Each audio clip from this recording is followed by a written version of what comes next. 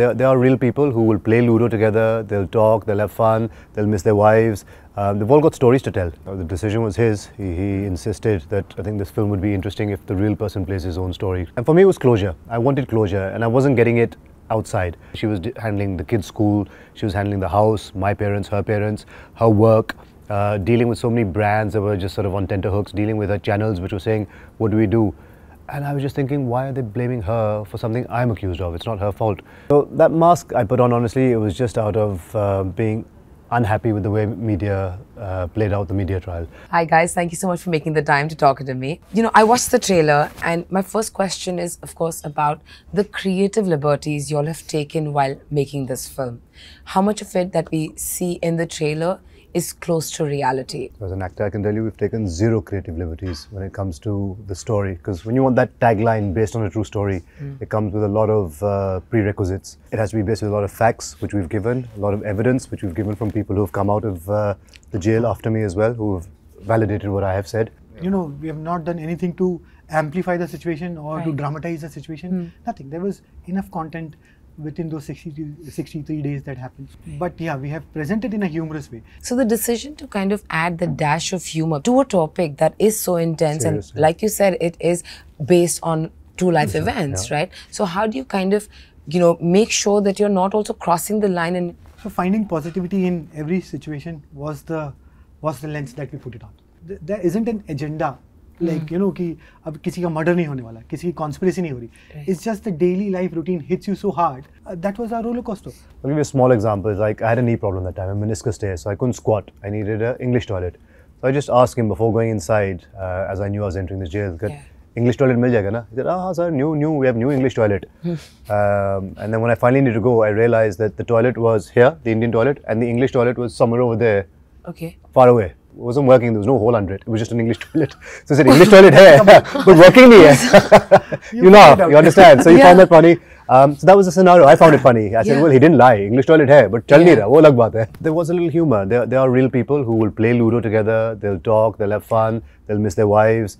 They've all got stories to tell. Each one has his own individual story. So it's not just my story. It's a story of a lot of inmates who are living together, who become a dysfunctional family.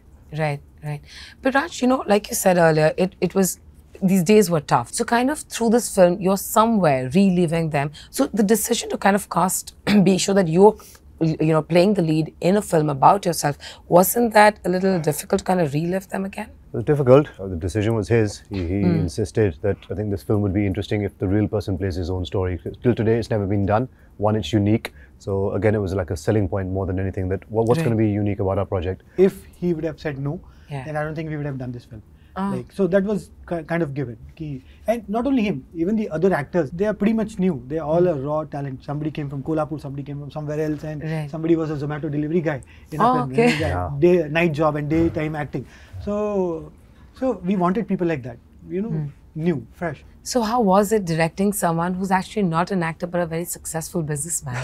So of course we have seen him on TikTok. Yeah. So he was aware enough कि like यार TikTok तक ठीक था, लेकिन camera के सामने तो नहीं हो सकता. Then we started doing workshop. He started doing workshop. Initial days of those workshop ना, used to see the videos. Oh my God. I think we shocked. I used to see recorded, go back to office and like, यार actor ढूंढना चाहिए क्या? गलती तो नहीं हो गई ना, मतलब वो होता ना जज्बात में ओवर कमिट तो नहीं करते कि नहीं राज तुम ही करोगे तो पिक्चर नहीं होगी.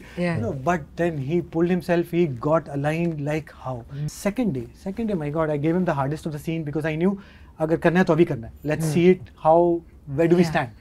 And he delivered, man. The scene was with the first time when he gets his call with Shilpa, and the minute he finished that scene, my God, everybody was silent. Everybody was pin dropped. There was pin drop silence on set, and everybody was like, shit, what just happened? After delivering that take, coming back to him and saying, बहुत मस्त है यार, एक और. Oh my God. So that was the hardest. Yeah. To ball and then really ball again. Yeah, but how did you do that? Like he said, so difficult to kind of relive it. I've relived the experiences. I just went back to the day. Each and every day, I still remember like it happened yesterday. All 63 days. The first phone call, the first time I saw the kind of food and drink they were going to give us. I was just reliving it. And for me, it was closure. I wanted closure and I wasn't getting it outside. It was very easy for me to carry on in life, forget about things, shy away, hide away, not show people what I was put through. This is closure for me. But you know, is there a day that you remember while you were spending these days as an under trial in the jail, they kind of really broke you? 10 days not speaking to Shilpa, that first call that I had, Yeah. and I bawled. And I bawled because I just remember that first day again, and it still upsets me every time that in our life we've never had a day where we've not spoken to each other 5 times. I'm either traveling for business, she's wherever she is, but we know what's going on. 10 days not getting to speak to each other after 14 years of marriage, and knowing what she's going through outside. There was a pain that I was going through, but there was a pain she was dealing with. Yeah. She had to deal with people there and then. I had to deal with just accused inmates. So there was a different perception. But for her, she was handling the kids' school, she was handling the house, my parents, her work, dealing with so many brands that were just sort of on tenterhooks, dealing with her channels which were saying, what do we do? And I was just thinking, why are they blaming her for something I'm accused of? It's not her fault. That support she gave me and that call and that strength she gave me, just helped me get through those 60 days. We kept every call, every week that I used to get, used to look like, Aajkal mein ho raha hai, Aajkal mein ho raha hai. So I was living inside thinking Aajkal for 63 days. I lived with the Aajkal. I think the last 20 days is when she told me, Raj, it's going to take me 15-20 days more. Now don't think Aajkal. Otherwise, when you're living in that, Aajkal, hope pe ji rahe ho wahan pe. And when you're living on that hope, it's harder to pass time in jail. Right. You have to forget. So the second half probably was slightly easier in the sense that I gave up on thinking bail kab aayegi. How has this incident kind of changed you as a person? I believe a lot in karma. I was borderline atheist. For me, what goes around comes around. Acha karo, acha hoga. So that's the sort of school of thought I was from. And maybe jane anjane mein something I've done in this life or last life has come back and it's haunting me now. In adversity, you understand also who your friends are, who they're not. You understand a lot of things. And I think I've come out and I had a huge, I wouldn't say a social life, but a social circle of a good few thousand contacts. But I saw a lot of people go helter-skelter. And people that I never thought would. So that's a good learning. I've come back and I've sort of filtered my list down from 3,000 to probably 150 now.